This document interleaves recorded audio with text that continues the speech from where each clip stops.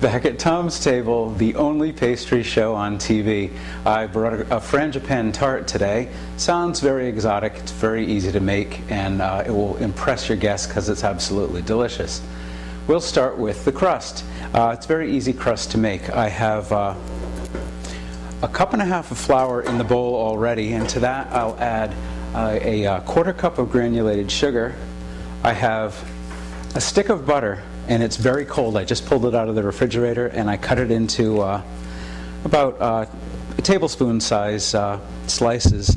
It has to be very cold, and the last thing I'll add is 2 egg yolks. So I have a cup and a half of flour, a quarter pound of cold butter, a quarter cup of granulated sugar, and finally the 2 egg yolks. And I'll put this on with a paddle attachment, and we'll start this going.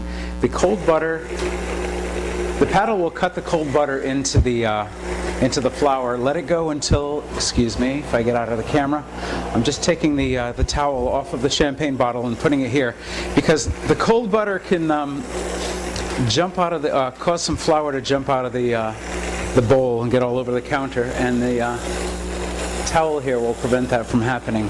Once the butter is cut up into a little bit smaller pieces, you can take the towel away. Not really happening. If you doubled the recipe, it would be more likely to happen. Okay, I think we're safe. I'll put this back on the champagne bottle, excuse me.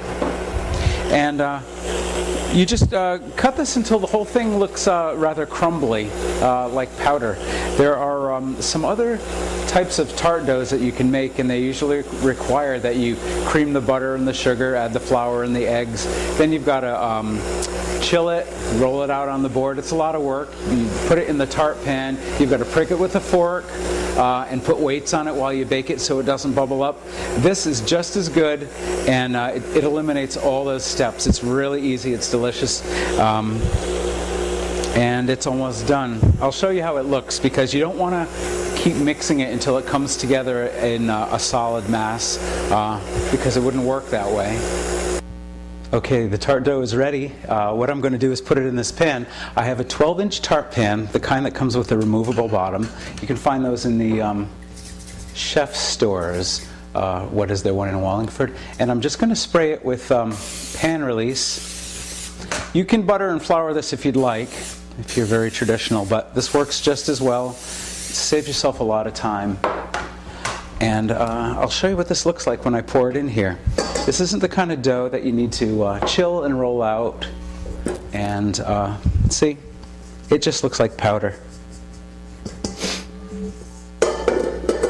And all you have to do is spread it out and press it down.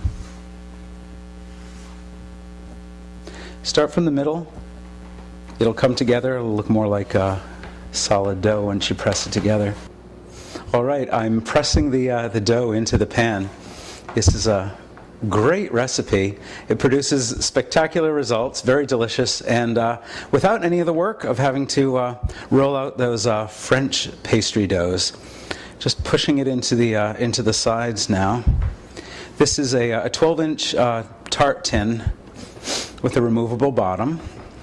Easy to find in the chef stores. Okay, it's all pressed in there. Now that was real quick and real easy. All right, we've pressed the tart dough into the bottom of the pan. All that's left is to bake it in a 350-degree oven for 10 minutes. We'll put it in here right now. I'll set my oven alarm timer to 10 minutes. 350-degree oven for 10 minutes.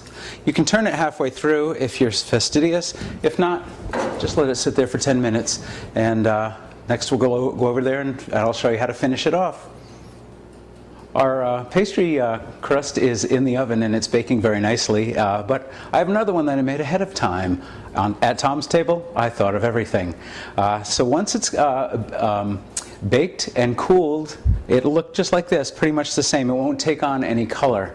What we're going to do next is we're going to put a cup of raspberry jam and spread it into the bottom of the pastry shell.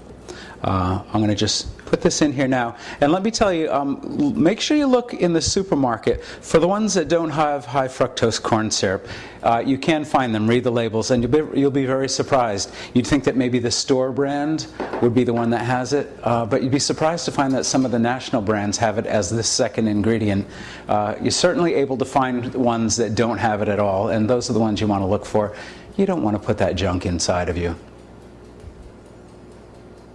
A pastry shell with a cup of raspberry jam inside. I'm just going to spread it out. I'm using this icing spatula.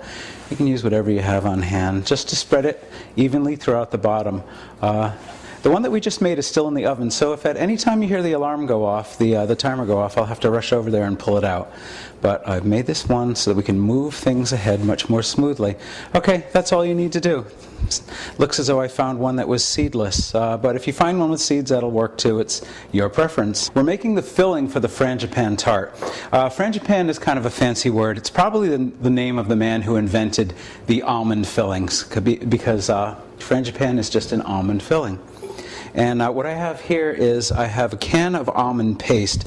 I've already crumbled it up a little bit before, so do that when you put it in the bowl. It's 8 ounces, and this is what you're going to find. 8 ounces, exactly the amount that you need. You can find this in the baking aisle in any grocery store. It might not be by the pie fillings, it might be up where the sprinkles and birthday candles are, but it's easy to find. Make sure that you buy the one that says almond paste, because right next to it will be one that says marzipan. You don't need marzipan, just the almond paste. Okay, so I've put the crumbled almond paste in the KitchenAid with the paddle, and I'll just start it on low. I guess that's low, huh? And I'll gradually add a cup of granulated sugar to it. And this will make the pieces get even a little bit smaller. The thing, it won't become a smooth paste with the sugar and the almond paste. But the next ingredient that you add is the one that's going to pull it all together, and it's a half a pound or 2 sticks of butter. You want this to be at room temperature. It's rather hot in the Thom's Table studios. This is rather shiny now. It doesn't need to be this soft. Okay. Okay. So this is pretty much coming together. It's not going to actually be homogenized. It's the butter that's going to do it. So just gradually, piece by piece, add this into the mix, and it'll pull the whole thing together. If the butter, as I said, is a little bit more firm than this, that's fine. Probably even better.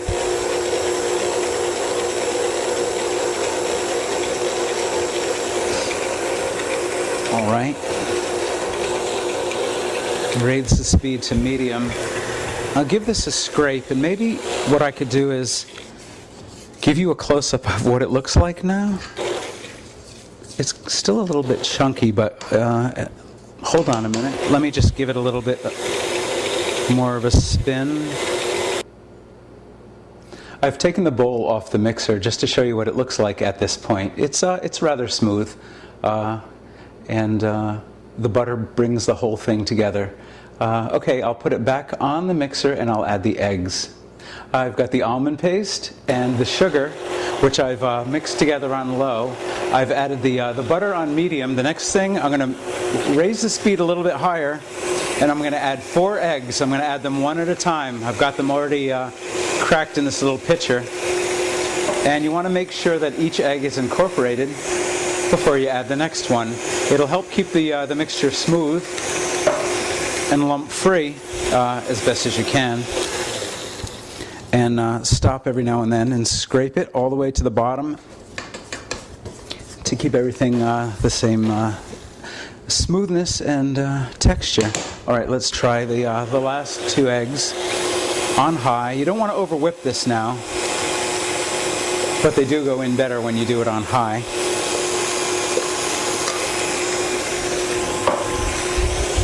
All right, that's it. I'm just going to give it one final scrape. And the last thing you want to add, and you want to add this on low so that your kitchen and Tom's studio kitchen doesn't get covered in flour. It's 3/4 of a cup of flour, and just add this on low. And you just want to mix this until it just is incorporated, and you certainly don't want to overmix it. And that's it. I'll give it a scrape so that all the flour that's on the sides will join the rest of the flour and everything in the middle of the bowl. Give it one last spin, and we're ready to top off the tart. Frangipane filling, already finished. Very exotic name, probably just named after the man who invented it, Mr. Frangipane. And as we just saw, it's very easy to make. There's nothing complicated about it. The only thing fancy about it is the name. All right, I'll put it in a pastry bag and we'll finish off the tart. In order to top our tart, I'm going to pipe it on with a pastry bag, and I have this plain tip. I'm showing you it's a Teco or a Tico. I was never sure about the pronunciation, and it's 802. Wilton probably makes the same thing, and I don't know what their number would be, but just a large plain tip, and put it in a pastry bag. I find these in my favorite shop on Whitney Avenue in Hamden, Cakeworks, but you can probably find them in Walmart or Michael's, any other place that carries cake decorating supplies. Okay, just fit the plain tip into the pastry bag and put all the filling, all of it, in the bag. You could probably just put it all on there and spread it around. I don't know what that would do with the raspberry filling. It might disarrange it, so it's probably best to pipe it on. I've never actually tried to just put it in there and spread it. All right, our pastry crust has been baked and cooled. We've spread it with raspberry jam, this type without high fructose corn syrup, I hope. We've made our frangipane filling, and all that's left to do is to just fill it. We've fitted our pastry bag with a 802 plain tip, or whichever one you've happened to find in whatever shop you go. Start from the outside, and you're just going to pipe around and around and around and around and around until you get to the center. This filling should be just enough to completely fill it. There might be a little bit left over, but there won't be very much. And it doesn't really matter if all of your circles aren't perfect, or if you keep having air bubbles, as I do, because it all bakes up very nicely.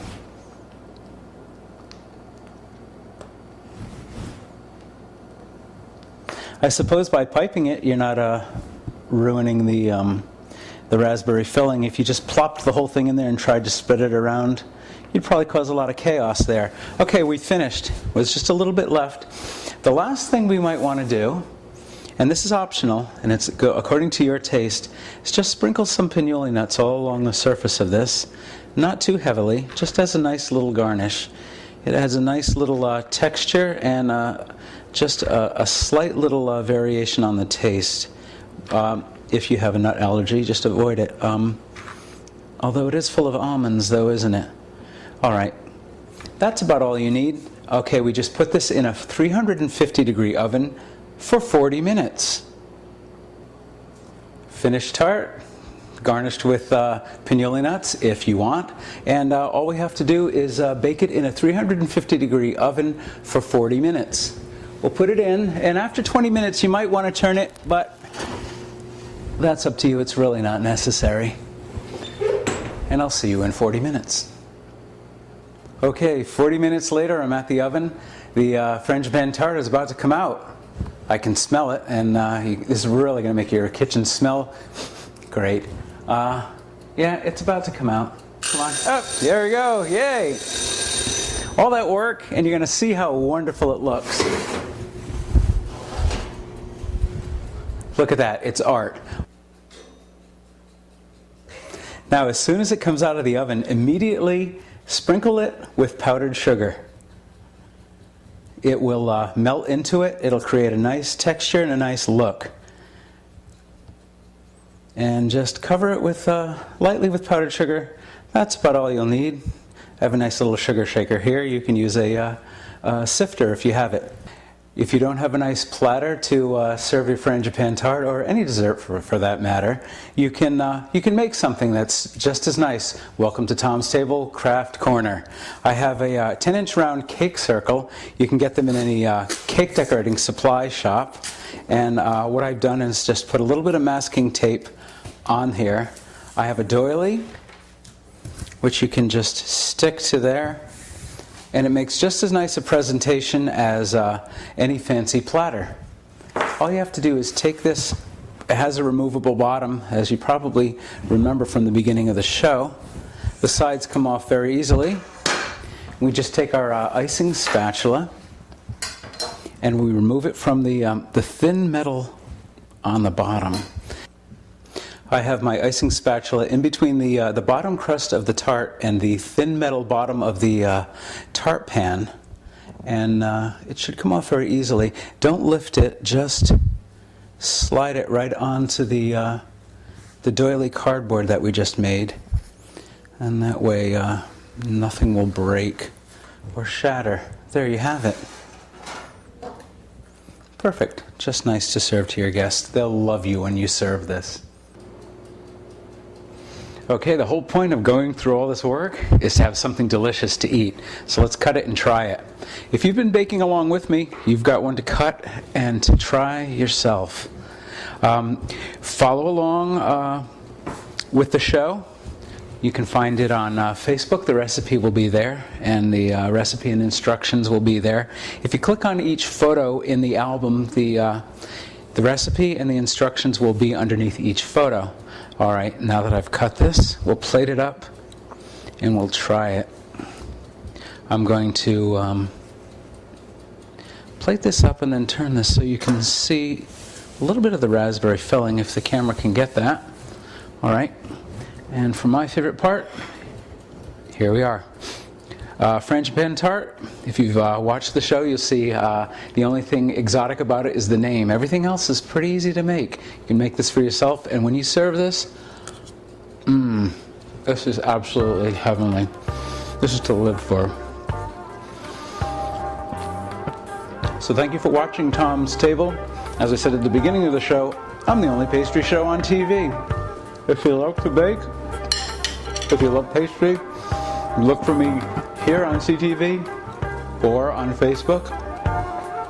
Thank you for watching.